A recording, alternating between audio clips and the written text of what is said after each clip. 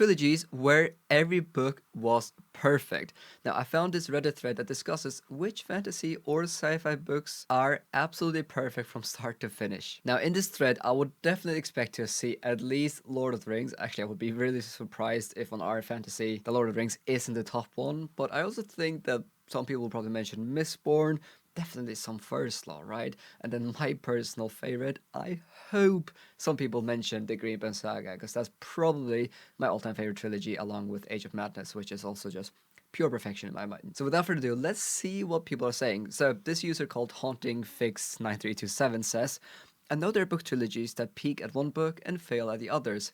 The Hunger Games, The Poppy War, Shadow and Bone. There are some book trilogies that manage to be great from start to finish. For me, it's the Infernal Devices, The Broken Earth, and The Nevernight Chronicles. Name a fantasy book trilogy, perfect from start to finish. Ooh, Hunger Games. Maybe it's not perfect, but I remember really loving Hunger Games. Okay, without further ado, let's see what the top comment is.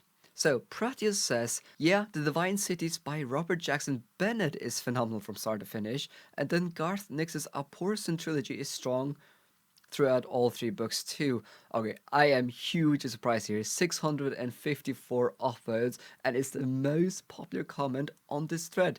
Not Lord of the Rings, not First Law, not Greenbone Saga. This is fascinating because I actually have not read a single book from either of these trilogies. So if you have read these trilogies, definitely let me know if you think they're worth reading. But yeah, if you don't know anything about these two trilogies, I'll give you a brief overview. The Divine Cities trilogy by Robert Jackson Bennett is a mix of epic fantasy, political intrigue, and mystery. It's set in a world where gods once ruled but were overthrown. The story explores the lingering effects of their power. In City of Stairs, the first book, Jara Tivani, a Soipuri spy, is sent to Bulikov, once the center of divine power, to investigate a murder. As she uncovers hidden truths about the gods and the divine artifacts, she faces political tensions and the possibility that the gods may not be entirely gone. That sounds fascinating. If I'm not mistaken, then I do believe that Patrick Lee has often mentioned that this is one of those really underrated series on BookTube, so I'm definitely intrigued. If you watched that video where I talked about which books and authors I want to check out this year, Robert Jackson Bennett was one of the authors I highlighted as an author that I need to check out. Everyone's talking about The Tainted Cup at the moment because that is his most recent release, but now I'm even more intrigued about this one, and this is actually a finished series, so maybe I should start with The Divine Cities. The other trilogy is by Garth Nix. Now, Garth Nix' Abhorsen trilogy is a dark atmospheric fantasy series set in a world divided between the magical Old Kingdom and the non-magical Ansel's Tier. The story follows Abhorsen, a necromancer whose duty is to protect the living by binding or banishing the dead. In Sabriel, a young woman inherits the Abhorsen title after her father goes missing and must confront dark forces rising in the Old Kingdom. Fascinating. As far as I'm aware, this is a YA trilogy, but Daniel Green, he read the first book in this series last year and he loved it, so I'm definitely intrigued. Also, I did actually meet Garth Nix at the Goldens event in 2024, and he was so lovely. So yeah, definitely let me know if you think that I would also love this trilogy. Okay, second most popular comment, The Lord of the Rings. Okay, so I definitely expected this to be number one, but I'm glad to see it on number two. Yes, Lord of the Rings, some people say it's overhyped, but oh, it's so good, and I really feel like I need to reread it, especially since I recently visited Hobbiton in New Zealand, and that was just one of the best experiences I've had. And I'm actually doing a Lord of the Rings marathon with some friends this coming weekend at the time of recording, so I feel like Lord of the Rings and Tolkien is calling back my name. Alright, the third comment with 496 upvotes, only 6 less Lord of the Rings, that's pretty crazy. Mr. Mike writes, I mean, the Greenbone Saga, woo, is extremely solid throughout. It maintains a strong narrative thread and pace the entire time and finishes strong. I totally agree. I think Jade City is a phenomenal book, but in my opinion, this trilogy just gets better and better for each book. But that is not to say that Jade City, the first book, is bad. I loved the first book, but I just love Jade War and Jade Legacy even more, and yeah, I just think that the whole narrative is fantastic. If you watch my channel, I've talked about the series so often, so I'm not going to give you that much detail, but it's basically an Asian inspired Godfather-esque fantasy set in a modern setting. It is so good. If you love political drama, great characters, and just something fresh and new to the genre, you need to check out the Greenbone Saga. Mr. Mike continues, Abercrombie's works for this as well. The Age of Madness trilogy is far more solid throughout than the First Law trilogy, where he was still finding his footing. Despite the First Law being extremely good, it has pacing issue and narrative lulls. And then of course Lord of the Rings trilogy. But giving that answer is almost cheating at this point. Okay, so Mr. Mike, he is a man after my heart, because I mentioned at the beginning of this video, Age of Madness, Green Bas-Lag, and Lord of the Rings are probably the best trilogies in my opinion, and he totally agrees with me. Is that Mike's book review? Probably not. And then a user called Viking says, my favorite is definitely Squarespace.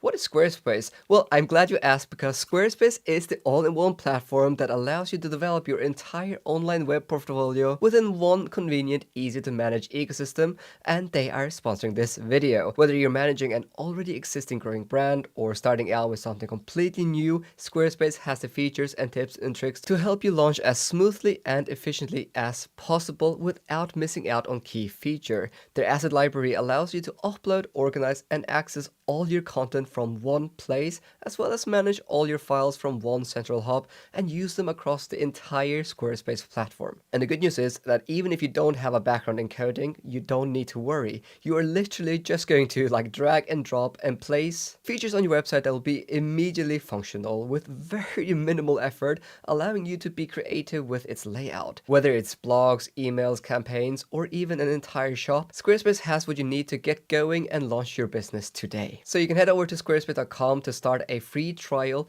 and when you're ready to make your first purchase of a domain or website, you can go to squarespace.com/libraryofaviking to get 10% off. Now let's get back to the trilogies, shall we? Moving on with 292 upvotes, Lavender Hill Mob says, I really loved the entire Bear and the Nightingale trilogy by Catherine Arden. So my wife actually read that trilogy in 2024 and she loved it, and I have heard amazing things about this series, but I just haven't come around yet to picking up. I think it might just have to do with, one, I have so many other books I'm more excited about, and some people say it is a bit YA, which inherently is not a bad thing, but generally I do gravitate more towards adult epic fantasy and stuff like that. But we've had The Bear and the Nightingale on our shelves for literally years, and I've been looking at it for almost every evening for more than 2 years, so maybe I should finally pick it up. But if you don't know anything about this trilogy, then Catherine Arden's The Bear and the Nightingale trilogy is a lush historical fantasy inspired by Russian folklore. The story follows Vasya, a young girl in a medieval Russian village where old pagan beliefs clash with the rising influence of Christianity. Vasya has the rare ability to see and communicate with household spirits and mythical creatures, a gift that sets her apart and draws both awe and fear from those around her. As ancient powers awaken, Vasya becomes entangled in a battle between the old gods and new faith, facing dark forces and dangerous alliances to protect her family and homeland. The trilogy is praised for its vivid atmosphere, lyrical prose, and its exploration of identity, faith, and the enduring magic of folklore. I totally get why my wife loves this trilogy now, because she actually wrote her English literature master dissertation on folklore. She loves folklore, and this just sounds amazing, and I'm a big fan of lyrical prose and stuff like that, so I'm definitely more up for reading this now than ever before. Next up with 222 upvotes, Amos is famous as His Dark Materials. So this was a key read for me as a young teenager. I loved it. So I read Harry Potter, obviously, and then I went on and read His Dark Materials, and it just blew my mind. I loved it so much. It's definitely a modern classic in the fantasy genre, so if you have not read this one, I definitely think you would enjoy it. And yes, it is YA technically, but I think even adults will still absolutely love this one. And it's definitely one of those trilogies that I need to reread once in my life at least. Now, Philip Pullman's His Dark Materials trilogy is a richly imaginative fantasy series exploring parallel worlds, philosophy, and the nature of existence. The story begins with Lyra, a spirited orphan in a world where humans have animal companions called demons, manifestations of their soul. Lyra uncovers a sinister plot involving kidnapping children and a mysterious substance called dust. Her journey takes her across worlds, where she meets Will, a boy from our world, and together they face cosmic forces, uncover profound secrets, and confront moral and existential questions. Doesn't that just sound so good? Next up with 155 upvotes, and there's still no Mistborn, so I'm a bit surprised here, but PCC Aurea Cat says Robin Hobb's Realm of the Elderlings trilogies. So I am a huge fan of Robin Hobb. She's one of my favorite authors of all time, without a doubt. And the Life Shift Taylor trilogy, that is a trilogy actually I should have mentioned at the beginning of this video. That is also one of the best trilogies I have ever read. What I will say though is that the Tournament trilogy is still phenomenal, but it's definitely not as good as Life Ship, and Farsi trilogy is also incredible. But I think when it comes to an author that has written a lot of trilogies and has maintained a high level of quality throughout the whole universe, then Robin Hobb should definitely be up there. But I do think there is a hierarchy in how good some of these trilogies are. They're not all as good, with in my opinion, Life Ship being the best by far. So yeah, I'm not going to give you a full recap about what these trilogies are about because they're different ones. But what I will say is that if you enjoy slow-paced, character-driven fantasy that is written absolutely beautifully, then Robin Hobb is the author for you. I only have the last trilogy to go, the Fits and the Fool trilogy, which I'm hoping to read really, really soon.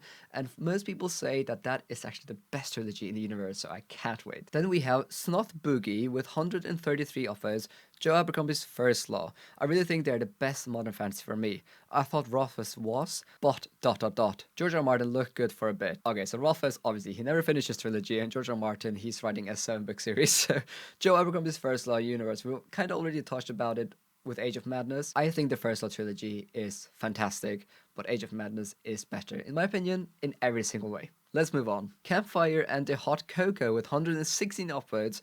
I really enjoyed the Powder Mage trilogy by Brian McClellan. I don't see it mentioned enough, and I really had a great time reading all three novels. Fascinating world and interesting characters.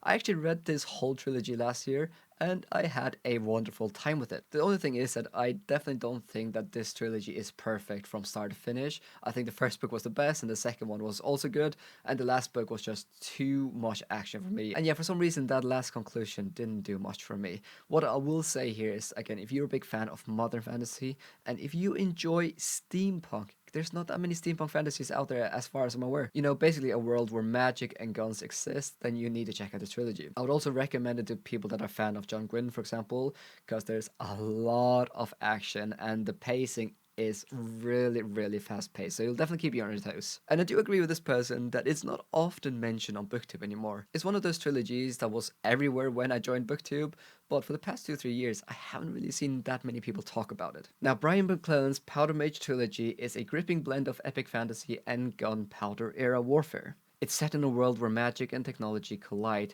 The story begins with a military coup led by Field Marshal Tamas, who overthrows a corrupt monarchy.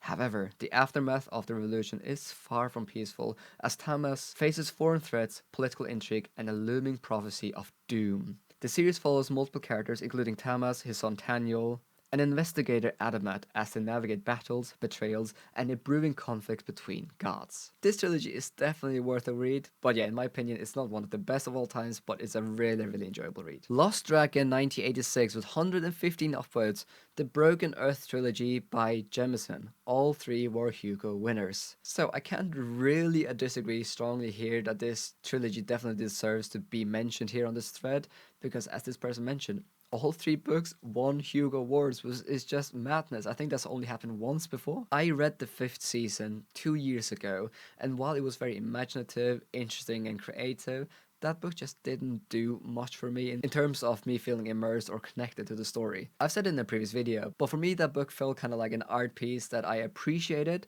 but I wouldn't want to hang it up in my living room, you know? I read it, I thought it was interesting, but that was about it. But I do think that A.K. Jemison is a genius when it comes to just her creativity, because it just blew me away how interestingly the plot was set up. Now, the Broken Earth trilogy is a groundbreaking character-driven fantasy story set in a world plagued by apocalyptic events. The story takes place on a supercontinent called the Stillness, where constant seismic activity leads to devastating seasons of catastrophe. Certain individuals, known as orogenes, possess their power to manipulate their Earth's forces, but are feared and oppressed for their abilities. The trilogy follows Esson, a woman on a desperate quest to find her missing daughter amidst a new apocalyptic season. As she uncovers the truth about the world, its history, and her own powers, Esson becomes entwined in a struggle to reshape the future. Moving on with 114 upvotes, and I am thoroughly surprised by this one. Deadly Education or Scholomance by Naomi Nowick. I have heard about this series, yes, but I have not seen many people talk about it at all. And from what I've heard, a lot of people say that book 2 and 3 are way worse compared to book 1. I might be wrong here, because obviously a lot of people agree with Shadow 100 here, so let me know if I'm wrong here. But yeah, I'll just give you a brief overview here, and definitely let me know if you think that this is a series I would enjoy. Naomi Novik's Scholomance trilogy is set in Scholomance, a brutal, sentient school designed to train young wizards while fending off the deadly monsters that lurk within. The story follows Galadriel L. Higgins. Elle is a sharp, cynical student with immense destructive power and a prophecy suggesting she's destined for dark deeds. Despite her prickly nature, she strives to survive the school's relentless dangers without giving in to darker aspects of her magic. Kinda sounds like a cool take on the Harry Potter school setting, but not much in that synopsis made me feel that excited, but I might be wrong. Then we have one more person that says one more vote for Divine Cities and the Title trilogy. I read the Title trilogy 2 years ago and I loved it.